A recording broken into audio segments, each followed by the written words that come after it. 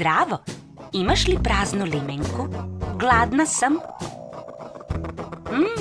Njam, njam, njam, njam. Ovde je ubaci.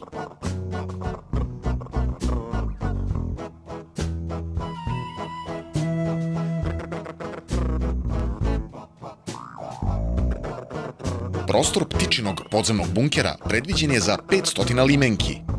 Na opštini Vračar je u toku jedne godine sakupljeno preko 100.000 limenki, čime se ostvaruje dobit za nabavku 4 nove mašine za veš. To omogućava proizvodnju 6.500 novih limenki, a upotrebljene limenke za piće od aluminijuma i čelika mogu da se recikliraju u potpunosti, neograničeni broj puta. Napajanje za rad sklopova i celokupnog sistema Ptice Robot, kao i promotivnog eksternog display pulta, obezbeđuje solarni kolektor.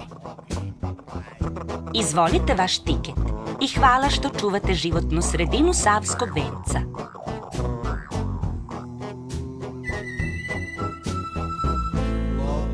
Sadržaj teleteksta su informacije i podaci o mogućnostima i načinu upotrebe obnovljivih izvora energije, termini za akcije u prikupljanju tehnološkog otpada, adrese reciklažnih centara i punktova reciklažnih dvorišta za prikupljanje PET, MET i papirne ambalaže.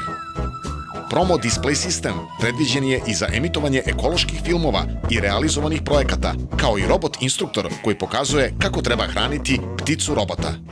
Postavkom Ptice Robot, umetničko-ekološkog robota za reciklažu limenki i eksternog display promo sistema sa solarnim napajanjem omogućava oplemenjivanje, kulturološku revitalizaciju i popularizaciju u višenamenskom korišćenju javnog urbanog prostora i gradskih zelenih džepova.